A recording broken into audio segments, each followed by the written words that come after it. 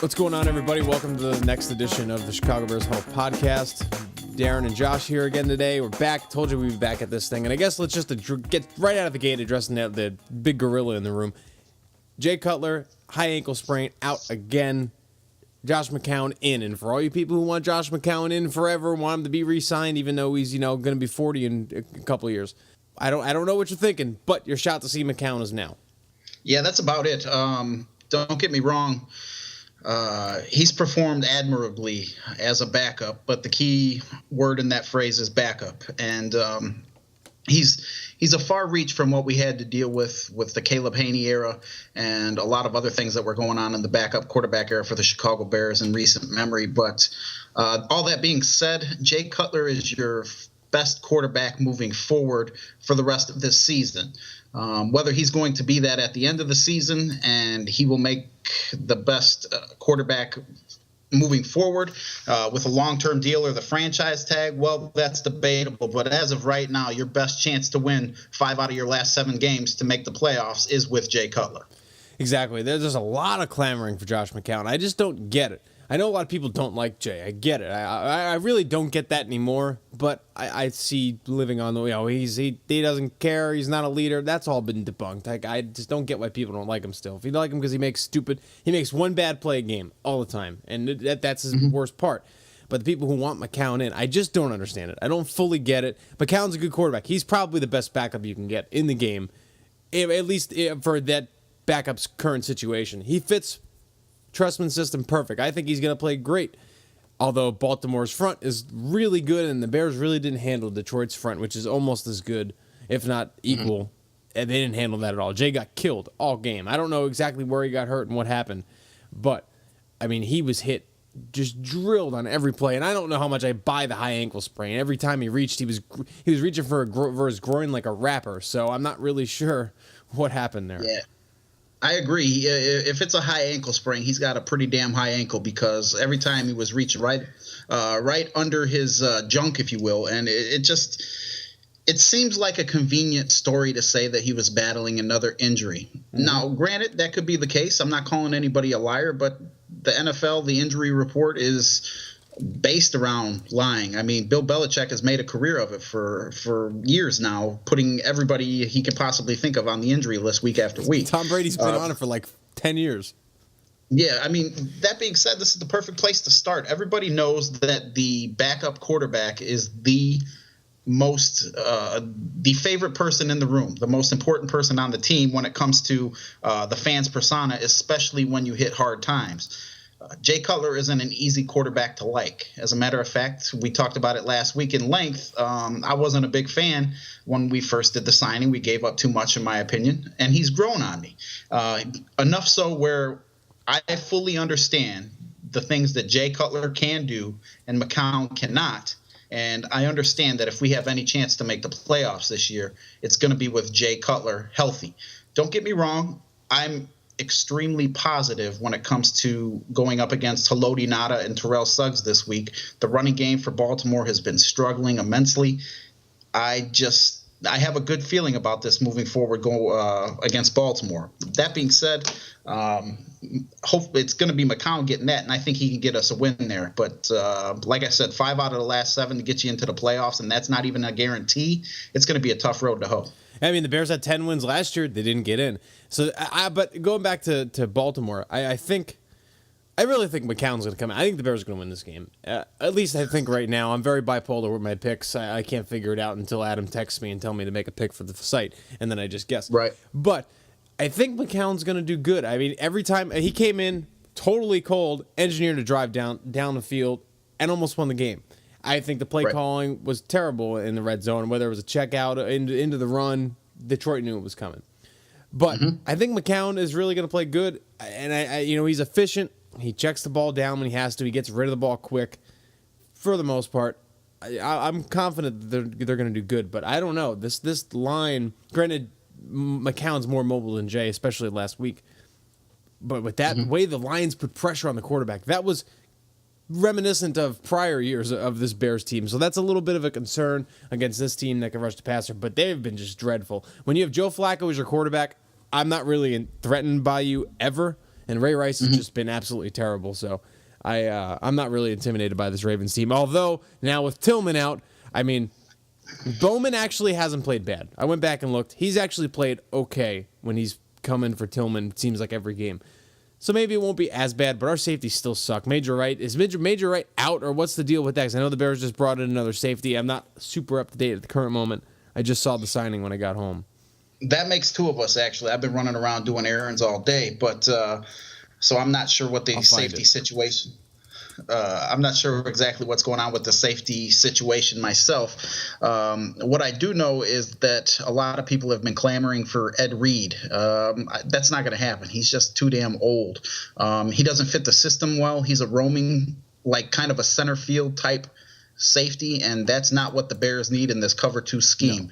No. As far as Major Wright's injuries, I'm not sure. I think he's fine. I haven't found any new stuff on him. I didn't hear anything, so I was curious why they signed that safety. Probably with the Tillman absence. That's probably the question they're bringing in. Yeah, and to me, why not? It's maybe a motivational tool, if nothing else. Chris Conte is coming off probably the best game of his career. Yeah, I agree. And one of the things that stung so much after this loss was the fact that we wasted it, the Chris Conte's game of his life, on a game we didn't win. And it's just extremely frustrating. He comes away, more importantly than the pick. The pick was huge, but that batted ball in a one-on-one situation against Calvin Johnson was absolutely phenomenal. Yeah. For anybody to do that, let alone Chris Conte, who is usually null and void when it comes time to step up in big-time situations. So that was impressive. He still can't tackle, though, right? I mean, there was maybe his worst pursuit angle. I can't keep up with how bad they get. I can't rank them good to bad because they're all just so terrible against the run game. Mm-hmm. Still bad at that. But, yeah, he made the plays when he had the opportunity to make it. And that was huge, where Major Wright dropped the pick in that game. There's a lot of – the Bears just people could say, oh, Trestman played Cutler too long. Sure. Mm-hmm. He played him too long. But through that third down play where he short-armed it to Alshon Jeffrey, where he could have ran for probably 15 to 20 yards, that was when he should have taken him out. However, Jay did throw 2 touchdowns to Alshon Jeffrey that were dropped. They were both tough catches. Got to catch at least one of those, though. But Jay threw 2 touchdowns. The Bears let this game fall away. The Lions didn't really beat them. The Lions played horrible. Stafford, I still don't get it. I think Stafford sucks compared to how everyone makes him out to be. You know, Trestman, he made the wrong decision playing Cutler that long. But if those touchdowns are turned into actual conversions, it's a totally different conversation this week. The Bears are 6-3, moving into a solid where Detroit is right now. So I don't know, that whole Trestman argument. Should he played Cutler? Should he have not played Cutler? He should have taken him out at some point, especially knowing that it was going to come down to probably a 2-minute drill. But absolutely. If those are touchdowns, totally different conversation. Yeah, hindsight is 20/20. Yep. So, and I wrote it. This is the first time I've taken notes during a game in an extremely long time. And in my notes it says Cutler should have been yanked at half. When I saw who came out for the start of the second half. One of the things I wanted to build off of was the touchdown passes that were dropped by Alshon Jeffrey. McCown doesn't make the passes. Agreed. Jay Cutler is the only one that can put the ball where he put it to give Alshon a chance at those 2. B, the rapport that Alshon is building not only with Cutler, but with McCown is just absolutely phenomenal. Mm-hmm. Usually players have what you call a sophomore slump. It's not happening with Alshon Jeffrey, and they have turned out to be arguably the best wide receiver duo in the league. I mean, you can make arguments for Calvin Johnson and anybody on that team just because it's Calvin Johnson. Before the Roddy White injury and Julio Jones injuries, they would have probably won that argument. And then Demaryius Thomas and Wes Welker or Eric Decker is going to be right up there too. But you can make an argument for Brandon Marshall and Alshon Jeffrey becoming that. And one of the other things that the first drive of the game with Jay Cutler and the touchdown, it was great. The protection that the offensive line provided made it look like they were playing catch, like you did in the backyard with your old man. It was perfect. It was a beautiful thing. And not only to get your optimism up there and then all of a sudden to be crushed at the end of the day. Don't get me wrong, it was one of the more exciting games we've had this season, and my hatred for one Jim Schwartz and Ndamukong Suh and Nick Fairley is growing every day, but it was a beautiful game to watch. Unfortunately, we just came up on the wrong side of it. I'm going to stand up for Sue on one play. There was one of the plays where Nick Fairley kept dragging Cutler down and was trying to slam him to the ground. Sue went behind Cutler and stopped him from falling hard. I saw that now, and Sue had helped Cutler up a couple times, so I was like, okay, right. Sue takes it to the maximum. I don't like the guy, never will, unless things drastically change. But those two things, he helped Cutler up once, and then stopping him from slamming to the ground when Nick Fairley was trying to cheap shot him, thought that was kind of ironic. But Nick Fairley, he's dirtier than Sue. He's more late hit, where Sue just hits you hard and hits you in bad spots. Nick Fairley's just, he hits you so late. There were so many late hits in that game. If that was Rodgers or Brady or Manning, that thing is called every single play. But going back to what you said about Alshon Jeffrey and Brandon Marshall, the only thing that would make Roddy White and Julio Jones better is Julio Jones' speed. I think Alshon and I think it's equal. That's the only thing, is that Julio Jones has that break open defense speed, and he's great. But right now, I mean, Alshon's having that Julio Jones second, sophomore year just explosion. He could be as good as Brandon Marshall, if not better. I don't know if he has necessarily. I don't know who's faster out of those guys, because Alshon's. They're both so long. They're never going to be slow. I mean, they're slow receivers, but they're just so big. It makes up for it. Yeah, I think Alshon's sneaky fast. That's one of the reasons why Trestman tries to keep advancing the ball up the field on them reverses. I like it, and I don't mind trying it once a game. There's a lot of people that are calling for it to be put away for a couple weeks to add the element of surprise. Well, if we block that thing correctly, it gets done. Speaking of blocking correctly, we were talking about squandered opportunities. The first play after the turnover, you get a toss sweep to Forte along the outside, and they takes it in for a touchdown that's called back because of a holding penalty by Slauson. Horrible. That's points that come off the board right there. That's a 4-point swing. Another missed opportunity. And when you're at home, you got to take care of division games. And like you said earlier, we would be 6-3 in the driver's seat right there. And now we're struggling, and we're not only emotionally drained once again, coming off that huge win that we had at Green Bay. We're wondering, can we actually have a chance to make the playoffs? And to answer that truthfully, I'm not sure. You go on that schedule and look where you can get 5 wins, and it's you got to be very optimistic to be able to pull that. There was a lot of missed blocks. Like there was Forte. I don't remember when it was. I didn't take notes on the play. Bushrod missed a terrible. It was probably a third down play, just a horrible block, and Forte got tackled behind the line. However, at the same time, that was one of the worst games I've seen Forte for getting tackled behind the line with one guy, shoestring tackle. He turned into that guy again last week, which was frustrating because he hasn't been that all year for the most part. And then the 4th and 1 with Michael Bush, he tries to get to the line too quick. He didn't let it set up. There was a clear hole to the left, and he ran on the guy in front of him. If he would have waited another second, not a half a second, that hole, and he gets the first down. Michael Bush has not been as effective as he should be. Yeah, I don't understand why you take out Matt Forte in a 4th and goal situation to put in your backup. I mean, don't get me wrong. Bush has been an admirable backup, but Matt Forte lives off of being that patient back, letting a play develop. That's why they do the screens with him. So to not have your best running back in the game on 4th and 1 to add that added element of pass or run, don't get me wrong. I'm okay with running the ball from the 1 yard line. If you can't win 1 yard line, you don't deserve to win. That being said, it was just like you said, the personnel was in question. There was a lot Brandon Marshall and Alshon aren't on the field for the 2-point conversion, the first one. How are they not on the field? It's just besides me how that doesn't work, because that takes away 3 people, not 2, 3, because you're going to have a safety over the top on Brandon Marshall. So then run the ball. Run the ball with those 2 guys on the field. Exactly. And not to mention they're damn good blockers. They block better than Fiametta and half the tight ends on the team. Especially Marshall. Yeah, and one of the plays that you were talking about, poor blocking, Fiametta missed an opportunity to spring Forte for a 50-yard scamper down the sideline. It was him and a linebacker coming off the edge, and he completely missed it. Otherwise, that would have been one for a huge run for Forte. But speaking of the running game, there was a stat that was given out that the Bears have given up 400 yards on the ground in the last 2 weeks. Wow. That's something that's going to keep you from winning ball games. Okay. What is Adrian Peterson going to do? Who knows? And that's the thing. I know that they have Ponder behind the helm at quarterback right now, but Adrian Peterson's going to get his yards no matter who's in the box.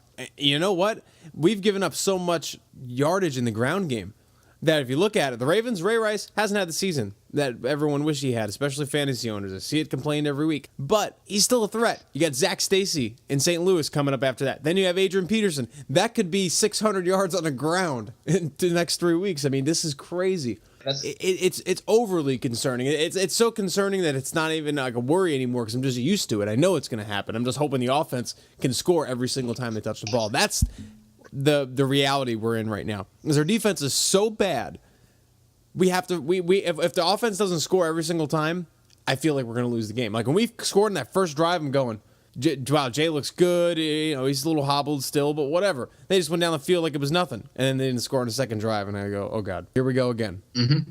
Yeah, it's one of them things where you have faith in the offense to put points on the board every time they touch the ball. And even though the defense drastically improved this week, in my opinion, there were certain players that stepped it up. I think Kasim Green had a pretty good game. And whenever you hold Calvin Johnson to that stat line, even though he had two touchdowns, the second touchdown, any cornerback that would have been out there would have probably done a better job because that was one where Peanut just got caught off guard. Mm-hmm. He was wide open in the back of the end zone.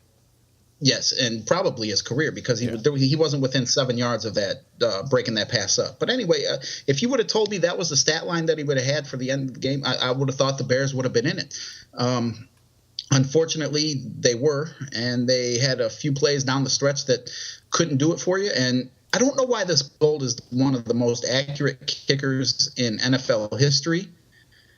How come he can't do the onside kick? Longest streak in NFL history without an onside kick recovery. 12. Yeah, it's unbelievable. I mean, don't get me wrong. That's not the reason why we lost the game. And I'm not all that highly upset because if you're losing and you need an onside kick to win, then you did a lot of things wrong throughout the course of the game. So I'm not being a meatball here, but you would think by luck, one time Robbie Gould would be able to recover an onside kick, or that would be something he could practice because he doesn't even try the pop-up kick. It's always that. It's the worst. So, I want an onside kick specialist. Screw it. Why not? We're gonna have these situations. I've talked about onside kicks with people way too much during the season. That's how you know you're having a rough season when you've talked about it 3 or 4 games out of the 9 so far. So yeah. Robbie, how do you not get one? I mean, like you said, he's one of the most accurate kickers to ever live, and he just keeps getting better with age. You can't get one. He's never had one. I don't understand it at all. It doesn't make any sense. Speaking of not making sense, you were speaking of specialists. Yes. Did you almost have a coronary like I did when Devin Hester called a fair catch with about 12 to 15 yards with nobody even in the screen? I'm sitting there screaming, what are you doing? Did he not care? Did he see something that we didn't see on television? Or what's going on? I was in shock more so than anything. I'm sitting there looking at it and I'm going, okay, cool. Devin's going to get a chance to fair catch. That was like, I said that out loud. I was like, cool, Devin's going to get a chance. Never mind. I'm going, right. You're the best kick returner to ever live, period. Yeah, you're older. Take a chance. You know what? I'll take my chances anytime in that situation. Screw that. There's a lot of times I wish he would just go for it when we really, really need it. I don't get it. You're the best ever. Everyone knows it. Yeah, the fair catch was a little too quick. You would like him to err on the side of caution, but you don't want him to be hesitant either. I mean, in that opportunity, we had good field position. He fair caught it at the 35-yard line. Plus, there was just no blocking. That could have been. There's a lot of things that we can't see that they can, but something like that, even if there's no blocking and there's a lot of room to roam, still give it a try. You got speed enough to take it to the outside and get out of bounds. At least you would have picked up another 5 to 10 yards without getting hit. So, but it'll take the ball out of the end zone. Yes. Every time. One of the things we were talking about earlier was Jay Cutler and some of the options. What do you think the Bears should do when it comes to the contract? Because people are throwing long-term deal, franchise tag, maybe try and get a hometown discount for a 1-year contract. What's your opinion on what they should do? Because the one thing, to be honest with you, it's going to sound stupid considering the Bears are my life, but I don't care what happens with Cutler as long as it's not the franchise tag. because there's other players that are going to need to be, especially I'm thinking Tim Jennings. Yeah. Because that's a place where if you franchise Jennings, you're not going to have to come up with huge money for a DB, whereas Cutler is going to be an $18 million hit. I agree. I don't want the franchise tag on him. That's a good point you bring up.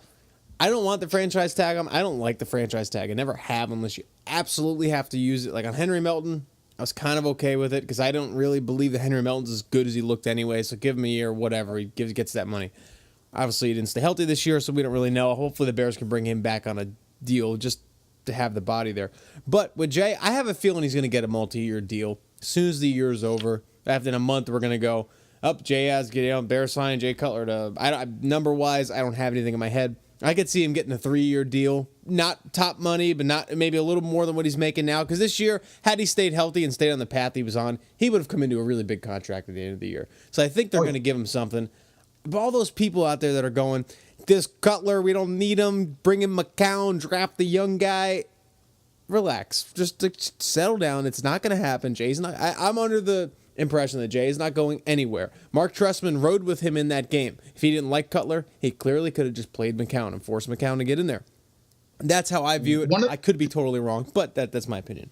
One of the things I wrote about this week for the Huddle was maybe having Jay Cutler cut the team a break. If he makes it to the free agent market, he's going to get buku bucks because there's so many teams with quarterback issues. It's just a given, even with his injury history.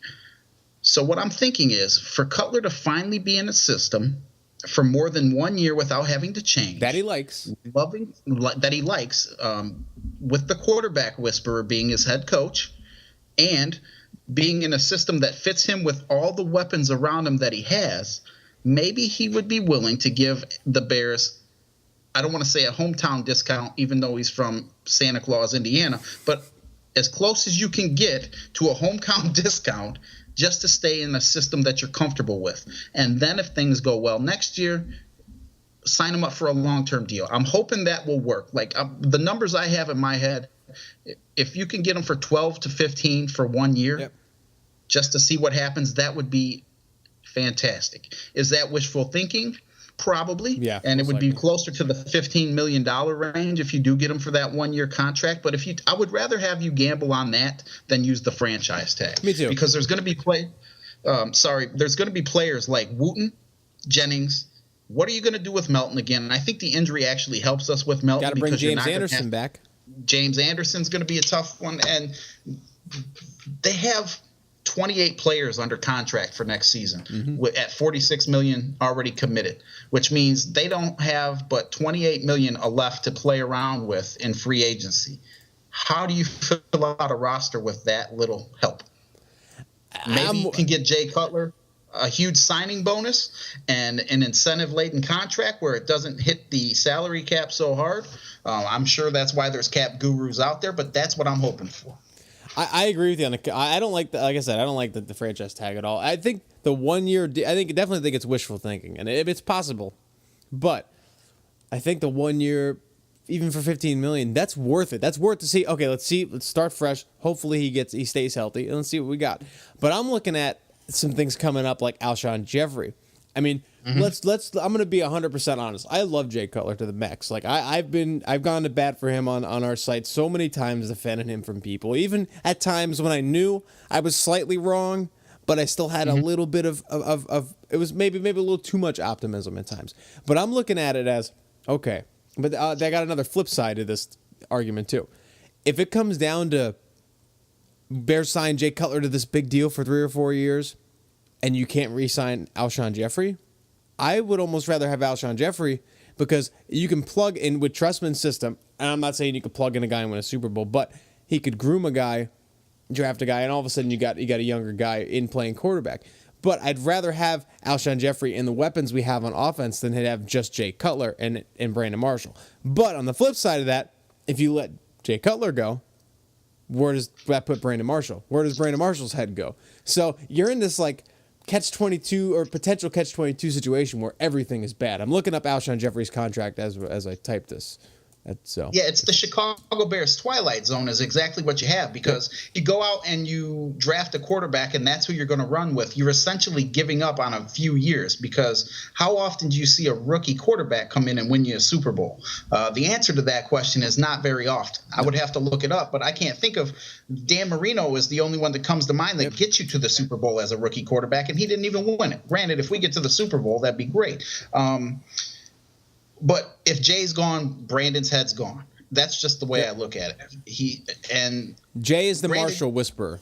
Exactly. And you have Alshon Jeffrey to take Brandon's Marshall's place, which is a beautiful thing. But how about this? How about we don't have to take Brandon Marshall's place, because we're finally doing something right on offense? Let's build around that. All right. We've had, as a Bears fans, we've been known for our defense for years and years and years. We have the talent on offense for that to change. How about we start using the draft picks on, instead of a backup quarterback or maybe the quarterback of the future, let's build that defense back up strong and give Jay a year deal, a 2-year deal, and see exactly what he has. And maybe he retires in a Bears uniform, because like you said earlier, if he continued along the path that he was at the beginning of the season with the numbers he was producing, who knows what the sky would have been, or what the limit would have been for the Bears. Talking top deal.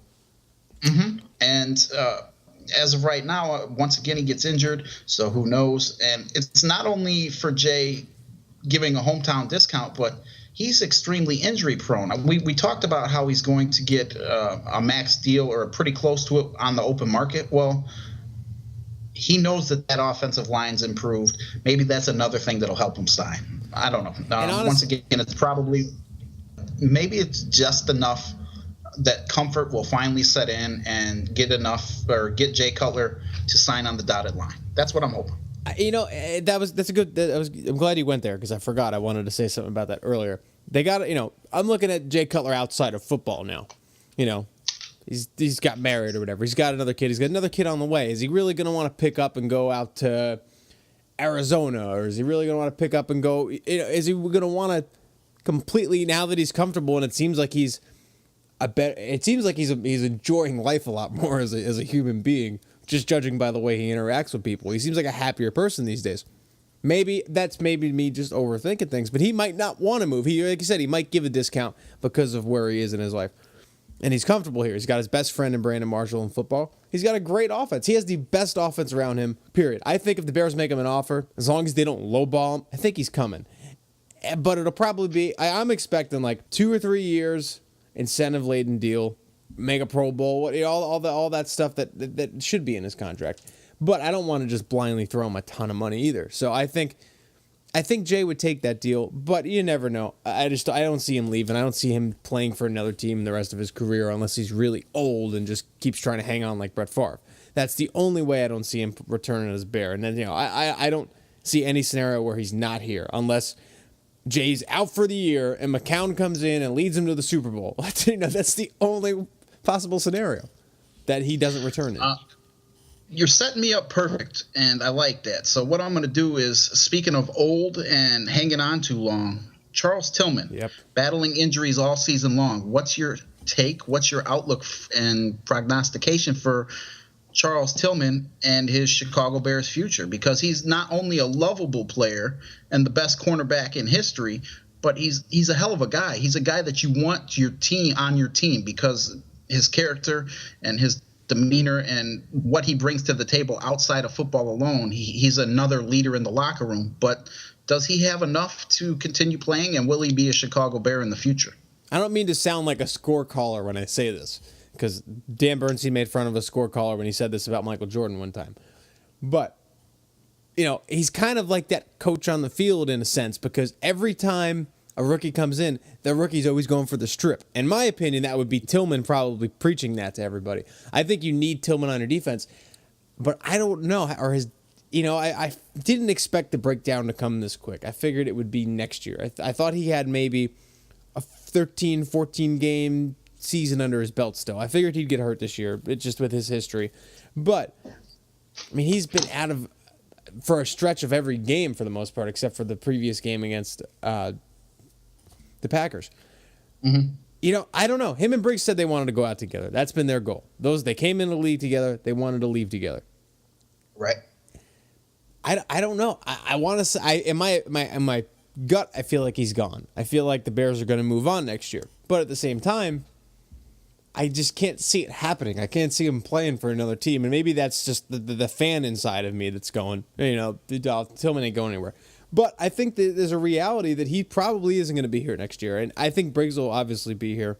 But that's going to suck if that causes any problems. It might not. Briggs is, a professional and all that. But maybe Tillman hangs it up. Is that a possibility too? I don't know. This offseason is going to be as interesting as any offseason that we've had in a decade. Yeah, absolutely. And this kind of has a Brian Urlacher feel to it. Part two, Before Urlacher started running his mouth after things weren't going his way in contract negotiation, Brian was one of the most lovable Bears of all time, and especially for our era, being younger people. And then he started talking, and people started to get, why is he doing this? And people started to get frustrated with Urlacher. And don't get me wrong, he's going to be back on the fan side soon enough. People forget and forgive, and his number's going to be retired for the Chicago Bears. There's no doubt in my mind. And Peanut Tillman's right along those lines. He didn't have quite the career that Brian Urlacher did, but being the best cornerback that you've been in Chicago Bears history is saying something, because they've been and it's going to be sad, but my gut feeling tells me that Peanut's going to come back for one more year with the Bears, but it's just going to be the same thing over. And that's what scares me the most. I'd almost rather have him move on than have him come back and be a shell of himself. That's how I feel. Exactly. I have a feeling he's going to come back because I don't see him going anywhere else and playing. I think he's a Chicago Bear lifer. I think if he were to go out on the market, honestly, what teams really play the cover two like Tillman thrives in? Dallas probably isn't going to go after him. Maybe he would go to wherever Lovey ends up next year, because I do think Lovey's going to be back coaching. That would be the other scenario that I could see happening. Or does he go out on a high note, or as high note as he's going to get at this point? Because I agree with you. I think if he plays next year, it's going to be more of the same. He's going to be hurt on and off, maybe a little less, maybe, I don't know. But as the best, I don't want to see him. Same with Urlacher. I didn't want to see Urlacher play on another team. I didn't. That would have, as a fan, that would have broke my heart. It's sacrilege. Exactly. Tillman is the best corner in Bears history. He's got 36 interceptions and 42 forced fumbles. I mean, that's ridiculous. That's a ridiculous amount of turnovers. And whether they all were converted into actual turnovers, I don't know. But that's one of the best ever. He's just coming off a Pro Bowl.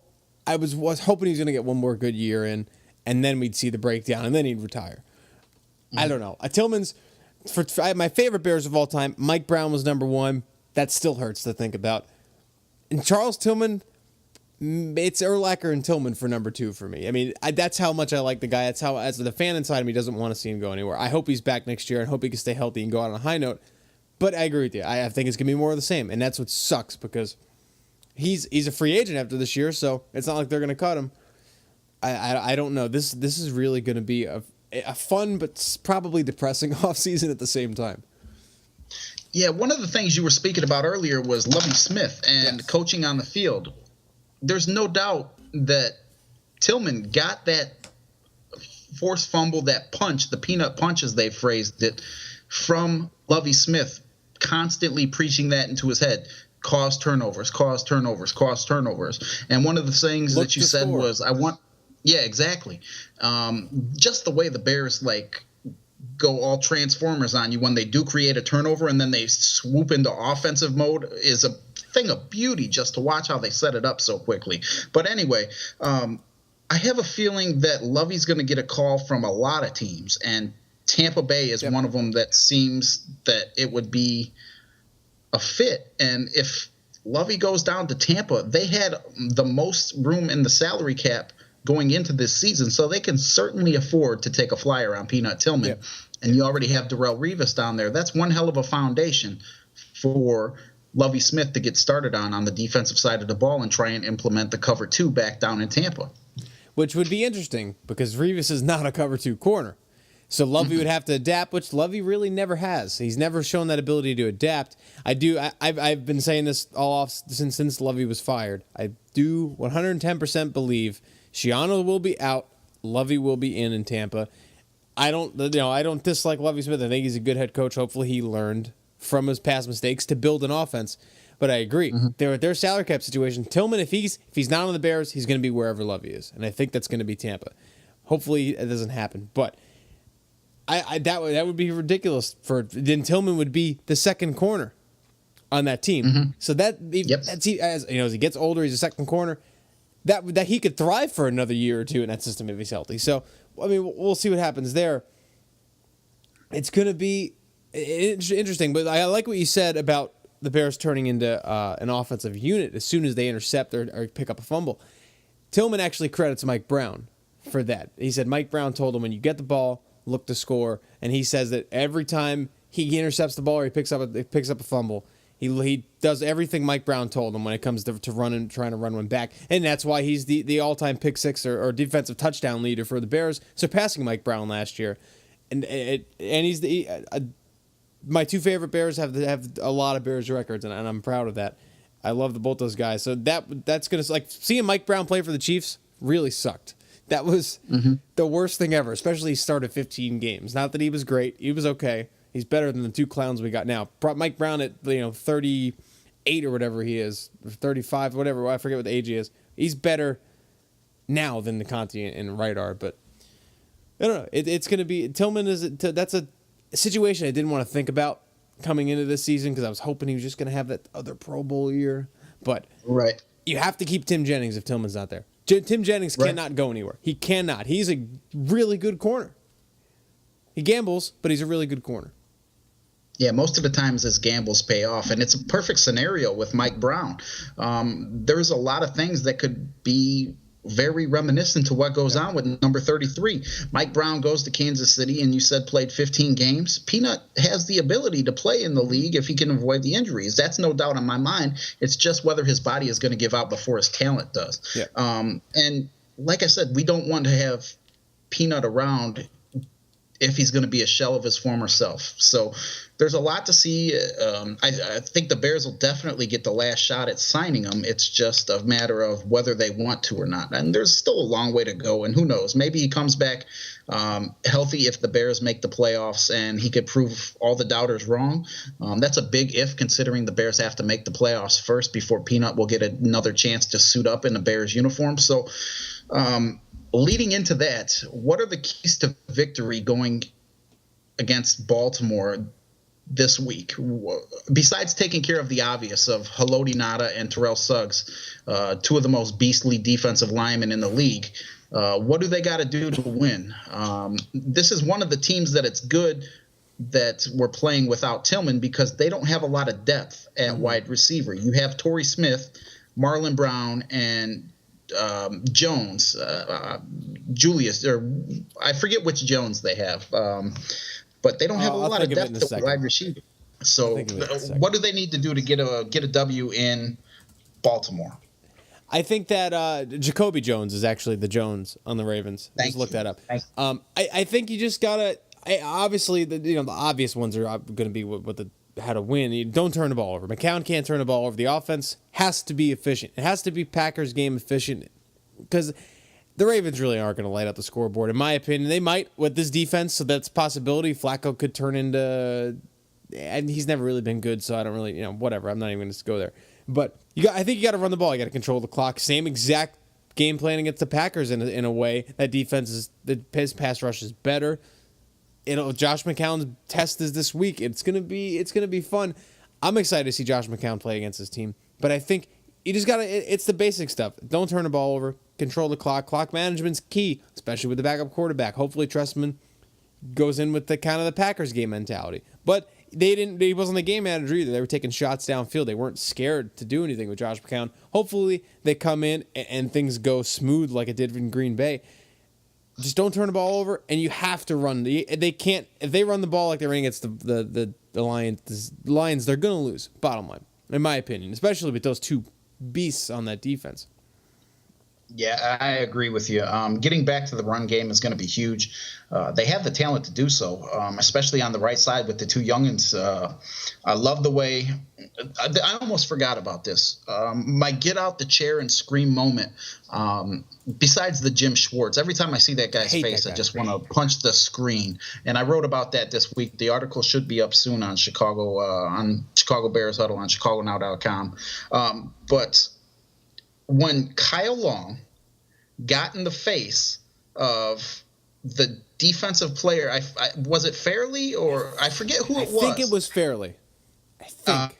When he gets into the face of him after throwing Jay down late like that, absolutely fantastic. I'm ready to jump through the screen and start kicking Fairley in the throat along with number 75 because we haven't had that type of scrappiness, that kind of abrasiveness on the offensive line in a long time. Some people would argue and say Olin Kreutz was it. And, well, I tell you what, Long takes it to that next level. Yeah. He's not scared of anybody, and I love it. This is like I hate when people go back to the 85 Bears, but this is like Tom Thayer and Jay Hilgenberg offensive line play, and I love it. And I don't know if Mills will have that same type of attitude playing alongside of Kyle Long, but damn, does that make me excited to see the future with these two kids because we didn't have people standing up for our quarterback like that in the past, and now we do. And I'm not so sure you want to mess with Matt Slauson either. Another free agent you have to bring back next year. Have to. That's as important as anybody on this team. I forgot about him. He's going to be a free agent at the end of the year.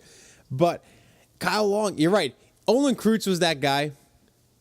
But Kyle Long brings it to that just absolute fun level. Like Olin Kreutz, yeah, he'll punch you in the face and knock you out, but he's not going to get in everybody's face. Kyle Long, it takes nothing. Kyle Long's there, ready to go. Mills has been really good all season, but he hasn't been as good as Kyle Long. I think there's been times where Mills has struggled. Hopefully, my hope with Mills, just keep playing the way he's playing, make it through the end of the year. If he makes it through his first season unscathed, I think his second year will be even better. I want him to just stay on the path he's going. He doesn't have to be great. Just don't be bad. And I think the Bears' right side of that line is really solidified for a long time. I think that Kyle Long could possibly move to left tackle eventually, though. I still think he's good enough. And I think that may be in the cards, depending on how the left tackle situation plays out in the next 5 years or so. But yeah, I agree with you. Kyle Long is great. Need a center, because Garza was half the reason. He's half the problem with the run game. Yeah, he's not long for the position, maybe even the league. I think Kyle Long is the perfect replacement for when that Bushrod contract does run out in 2 years. And the best thing about Mills, it's going to sound facetious, but it's not at all. If you don't notice him, he's playing well because you only notice offensive linemen – with the exception of when they do something like 75 did this week and getting in the grill of a Nick Fairley. You only notice offensive line when they do something stupid. Yep. And we haven't had 67 get the flag thrown at him very much this season, and that's fantastic. Maybe twice. Yes, and to be honest with you, that's a complete change from what we had last year. So the offensive line as a whole, as a unit, has been spectacular. Get to the ground at pound game, control the clock. Try and put Joe Flacco on his butt a couple times. I think those are all the key. For sure. Probably, I would imagine. It didn't seem that serious. I'll do some research while you finish that. McClellan is one of the things I wanted to talk about before we got off because I'm looking forward to seeing if he can put 2 games back-to-back together like he had in Green Bay. And he's going to have the opportunity because the tackles for Baltimore haven't been keeping Joe Flacco very safe this season, so he's going to have an opportunity to produce a good game. And Corey Wooten has just been fantastic, in my opinion. He's probably, outside of James Anderson, been the best defensive Bear alongside Tim Jennings. Okay, so Trestman in practice. Jennings. Oh, no, he was talking about – never mind. He was talking about Jay Cutler is ruled out for Sunday's game. I don't know. Shea McClellan had his helmet and a jersey for the portion of Wednesday's practice that was open to the media. He didn't participate in positional drills. I think there's a chance he might play. It'd be nice because, yeah, like you said, if he can come off back-to-back games and produce at any sort of level that's above what which is usually nothing, that's huge. And I think Bass is not a horrible player either. When is Jay Ratliff coming into this defense? Because that's when the monkey wrench gets thrown into the defense. That's a damn good question because, like we both talked about, they showed improvement this week. Maybe not as much as you wanted them to, but to hold the Lions to 21 points, I thought was an admirable job, especially when they went back they scored an early touchdown in the first quarter, so they kept Reggie Bush in check for the most part. The first time they played him, they gave up 125 yards to Bush in the first half. That didn't happen this time. Reggie Bush did drop a couple of passes where he had a lot of room to roam, but the Bears squandered numerous opportunities as well. So overall, I was happy with the defense. I wish they would have got a little bit more pressure on Stafford. Maybe did a little bit better jamming Charles Johnson, Megatron at the line, or Calvin Johnson, excuse me. But all in all, I think the defense was vastly improved for the last couple weeks, and I'm looking forward to just keep getting better. And once you toss Ratliff into that mix, Briggs coming back, this defense could be, if we can hold teams under 20 points a game, that changes everything, because the Bears are going to put up 3 touchdowns against pretty much anybody out there, especially with a healthy Jay Cutler. I know that's a big if right now. And even McCown's going to give you at least 2 touchdowns. It's the same offense. It's just ran 2 different ways. Yep. McCown doesn't go for the big plays like Cutler does. That being said, he's a lot quicker at making his check down reads. He's more sure of himself when he does go to those reads. So it's a dynamic offense with both quarterbacks in there. So as long as the defense keeps improving, who the hell knows? Maybe we can some way come up with those 5 wins and have a chance to make the playoffs. I mean, there's a lot stacked up against you, but who knows? I mean, looking at the I don't have the schedule up anymore, but there's 3 definitely winnable games. I think the Rams are for sure, the Vikings are for sure, and I think the Ravens game is really, really winnable. However, the Ravens and the Rams, have you seen that Rams pass rush the past couple of weeks? Long and the other kid on the other side are just wrecking people. The fumble and then Long returner for the touchdown. That's going to be fun to see Kyle kind of, in a way, go against his brother. So that's going to be really cool. But I think those are 3 games that are really winnable. Then you're going to have to beat Green Bay at the end of the year. That's going to happen. But most likely, unless Rodgers misses another week or 2, I know he's out this week. They could come back and rattle off a bunch of wins as soon as Rodgers comes back. So you're going to have to beat Green Bay. You're going to have to win these next 3 games because that's the most winnable. Dallas is going to be kind of that team that's going to be potentially maybe in the wild card. I mean, that division's so weird. I don't know what's going to happen in the East. I can't even guess. Those are the 5, in my opinion, those are the 5 games you got to win. They're not really, you have to win all the NFC games going out. And Carolina, another team. Wow, you might need 6 to get in. Because you're going to have to beat these NFC teams. You're going to have to. Or you're not getting in. You're going to have to beat Dallas, Green Bay, and any other. You definitely need to win 3 NFC games. But this is going to be. There's a chance they can make it, especially when Briggs comes back. But there's that thing that I always had in the back of my mind with this Bears defense. As bad as it was, I knew, okay, there's a chance Tillman might knock the ball out. He might make a play. Mm-hmm. Right. That's not going to be there anymore. So that's the concern. But we still have Tim Jennings on the other side. I'm always waiting for that Tim Jennings just gamble pick 6, take him back for 60 yards.